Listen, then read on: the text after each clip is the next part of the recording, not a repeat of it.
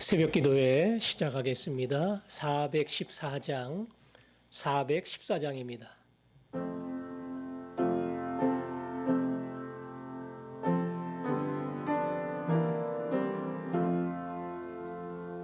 이 세상은 요란하나 내 마음은 늘 편하다. 구주의 뜻 준행하니 참 기쁨이 내 것일세. 이 세상은 늘 편하고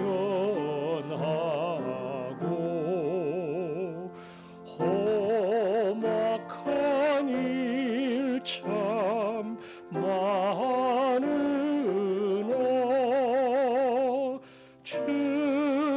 준혜만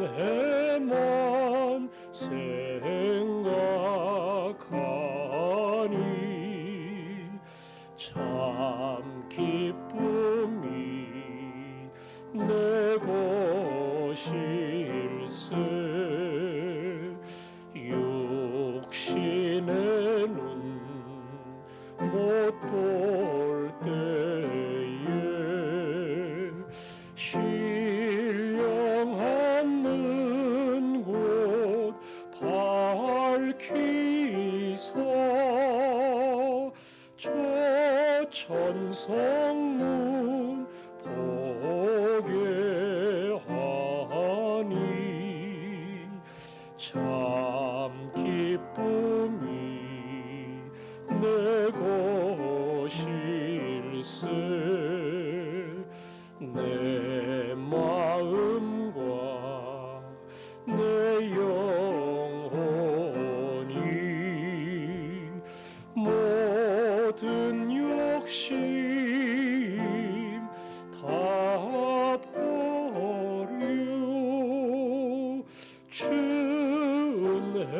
준혜로 성결하니 참 기쁨이 내 것일세. 이 육신의 복락보다 신령한 복도 좋으니 내 맘과 뜻 다합하여 저 천성만 향해 가네. 아멘. 오늘은 국내에 출소자, 노숙자, 쪽방촌 사역을 하시는 박성영 선교사님을 위해서 기도하겠습니다. 지난 주간에 편지가 왔는데요. 출소자들 중심으로 여러 가지 재생 활동과 그 다음에 영적 활동을 같이 했는데 상황도 어려워지고 힘들어져서 결국 그들이 자립하려고 하는 활동은 다 정지하게 됐습니다. 죄송하지만 함께 돌보던 사람들도 다 흩어지고 지금은 20년 장기 복무를 한 출소자 한 분을 돕고 있습니다. 한 명을 돕고 있어요. 자살도 꿈꾸고 여러 가지 낙심한 그 영혼을 작은 소자처럼 붙들고 있습니다. 또 집에는 아버님이 폐암 말기 증세가 있어요.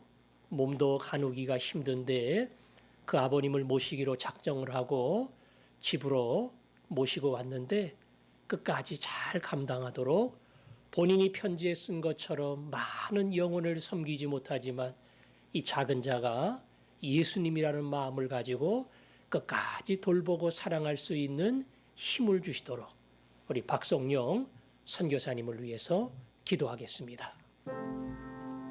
아버지 하나님, 사역이 참 어렵습니다. 가장 힘들고 열매 없는 이 길을 지금까지 걸어왔는데 그렇습니다. 변화하는 인생 보기가 너무 힘듭니다. 낙심하고 절망하고 미래가 보이지 아니하는 이들, 예수님이 심겨지기 전까지는 아무것도 붙들 수 없사오니 주여 은혜를 주시고 이들을 긍휼히 여겨 찾아가 주시고 붙들어 주시기를 원합니다.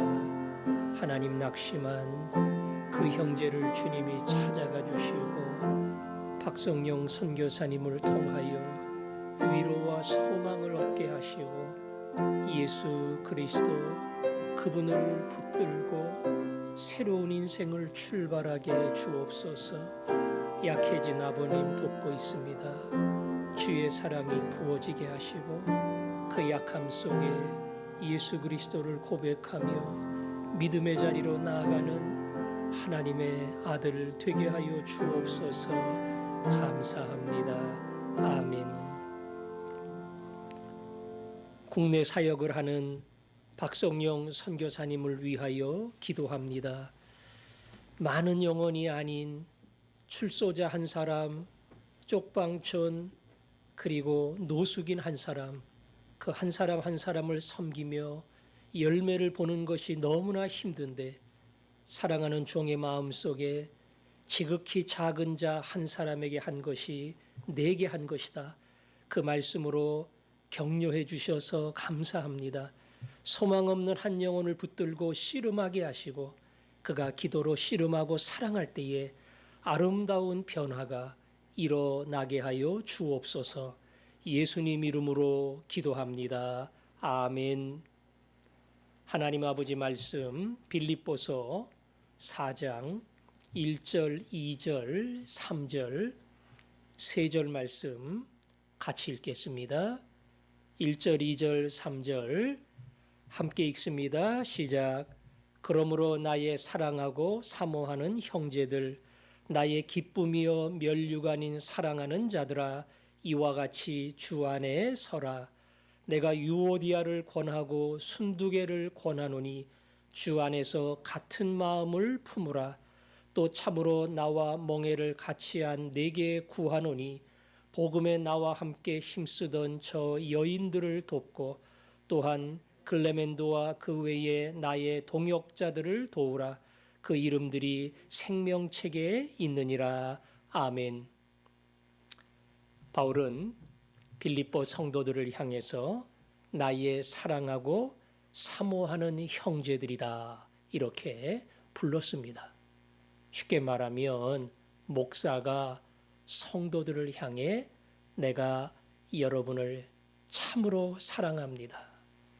그리고 여러분들을 사모합니다.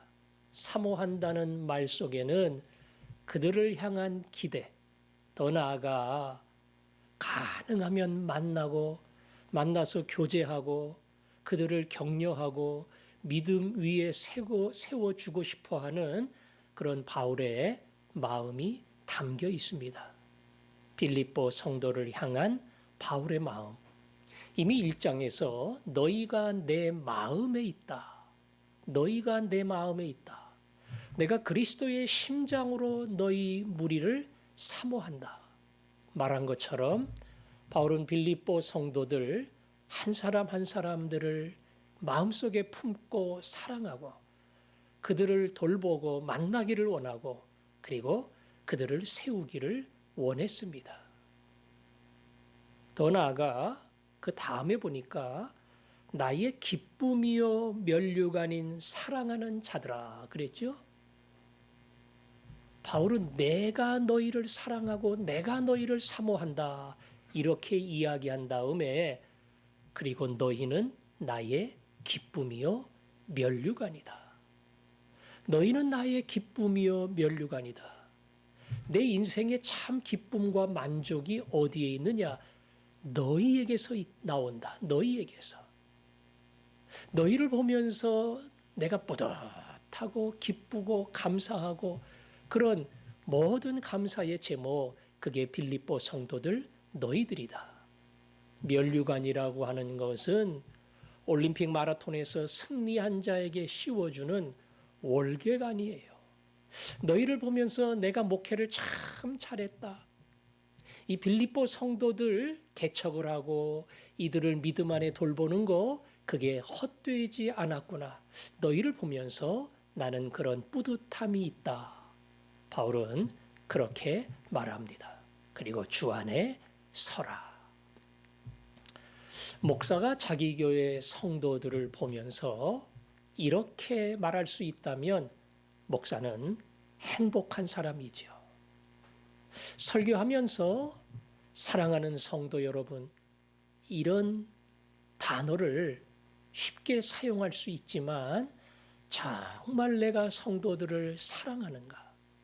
이 성도들을 사랑하기 때문에 아까울 것이 아무것도 없는가? 한 사람을 소중히 여기는가? 그를 위해 땀과 눈물을 흘릴 각오가 되어 있는가? 그리고 낙심한 한 사람이 위로를 얻고 시험에 들었던 상처받은 한 사람이 회복이 될 때에 그것이 진정한 내게는 소원이고 기대고 응답이 되는가? 내가 정말 그 모습을 보기를 원하는가? 이런 질문 앞에 목사는 아멘 할 수 있어야 돼요. 내가 진정으로 기뻐할 수 있는 나의 삶에 어떤 만족과 실적이 무엇이냐? 너희들이 믿음 안에 잘 자라면 그게 내 만족이야. 내 기쁨이야. 주님 앞에 가서 할 수 있는 말은 그거다. 주여, 제가 이 교회를 섬겼는데 보세요. 아무개 집사님, 아무개 원사님, 제가 애쓰고 수고할 때 믿음이 자랐잖아요. 바로 너희가 나의 기쁨이다. 목사가 이 마음을 가지고 목회한다면 교회는 물론이고 목사도 행복한 목사가 될 겁니다. 가장들, 교회 일꾼들 마찬가지입니다. 다른 사람을 돌볼 때에 정말 내가 사랑하고 너희들을 사모한다. 당신들이 내게는 기쁨이요 면류관이다. 이렇게 말을 할 수 있다면 그것이야말로 바울의 마음을 품는 것이고 예수 그리스도의 마음을 품는 겁니다. 그런 마음을 섬기는 여러분들에게 주시기를 원합니다. 자, 그 다음에 이야기하기를 유오디아 순두개를 향해서 주 안에 같은 마음을 품으라. 같은 마음을 품으라 한 거 보면 이 두 사람 사이에 뭐가 있었던 거예요? 문제가 있었던 겁니다. 갈등이 있었던 겁니다. 하나 되지 못한 겁니다. 이름까지 거론한 것으로 봐서는 그냥 평범한 신자가 아니고 교회에서 중요한 일을 담당했던 그러한 일꾼이었던 것 같아요. 아마 여성으로 보이는데 이 유오디아 순두개를 향해서 같은 마음을 품으라고 권면하고 있습니다. 여러분, 목사가 설교를 하면서 우리가 서로를 미워하면 안 됩니다. 마음이 점점 멀어지고 서로에 대해서 불편한 감정을 갖고 서로에 대해서 정죄하는 마음을 가지면 안 됩니다. 이렇게는 할 수 있어요. 근데 만일 목사가 설교하거나 무슨 공개적인 편지를 쓰면서 이름을 거론하면서 아무개와 아무개가 같은 마음을 품기를 원한다. 김 장로님, 이 장로님이 더 이상 갈등하지 말고 같은 마음을 품기를 원한다. 이렇게 말하기는 어렵지요. 그런데 바울은 그렇게 했어요. 유오디아 순두개라는 두 사람의 이름을 여기다가 정확하게 적었습니다. 어찌 보면 바울의 영적인 권위를 드러내는 것이고 어찌 보면 이 두 사람은 자기의 이름을 바울이 편지에 공개적으로 적더라도 그거 가지고 상처받거나 바울을 향해서 어쩌면 저럴 수가 있느냐, 이름까지 적을 수 있느냐, 이런 사람들이 아니고 그것을 수용할 수 있는 사람이다. 바울이 그걸 알았기 때문에 여기에 두 사람의 이름을 적었습니다. 이미 바울은 4장에서 자기보다 남을 낮게 여기고 자기 일을 돌볼 뿐더러 다른 사람의 일을 먼저 돌아보라. 그렇게 권면을 했습니다.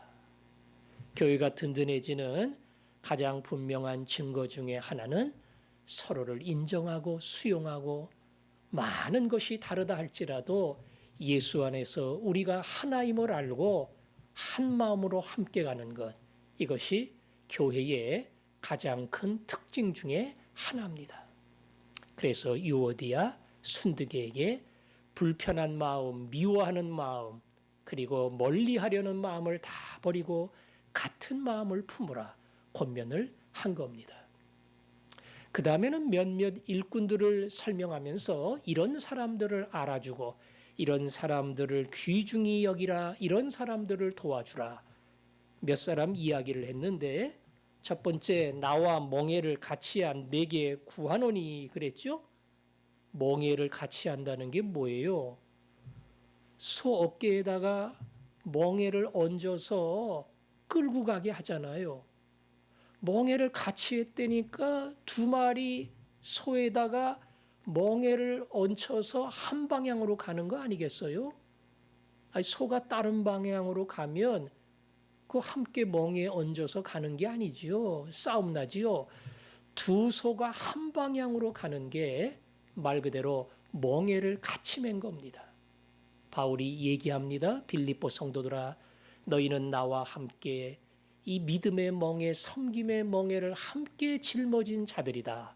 이렇게 이야기를 하고 그 다음에 부탁하기를, 복음에 나와 함께 힘쓰던 저 여인들을 돕고, 아마 복음의 동역자로 수고했던 믿음의 여성들이 있었던 것 같아요. 그들의 필요한 거, 기도의 후원이든 물질의 후원이든 너희들이 이 사람들을 도와주라. 또한 글레멘드와 그 외에 나의 동역자들을 도우라. 그 이름들이 생명책에 있느니라.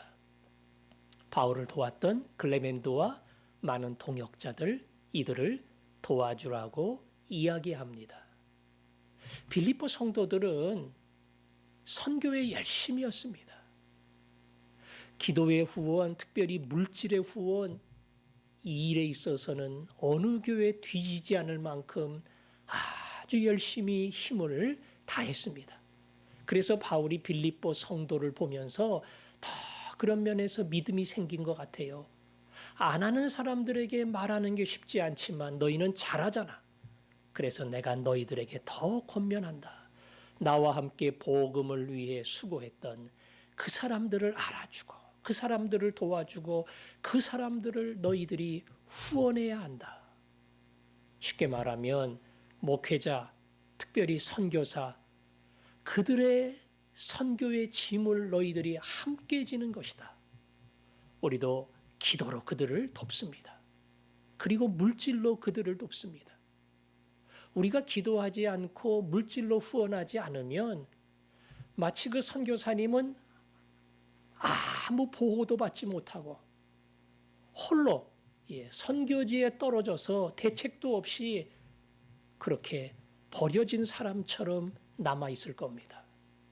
부모가 자녀를 돕듯이 우리가 빌립보 성도들처럼 기도와 그리고 물질로 도울 때에 함께 동역했던 수많은 사람들의 복음의 역사가 우리들을 통해서 일어나는 겁니다. 코로나로 힘들고 어려운 시기이지만 빌립보 성도들 잘 살아서 하는 거 아니에요. 그러나 이 자리에서 최선을 다하게 하시고 빌립보 성도들처럼 멍에를 짊어진 자 되게 하여 주옵소서. 그것이 여러분의 기도가 되고 응답이 될 수 있기를 바랍니다. 우리 그 마음 가지고 함께 기도하겠습니다.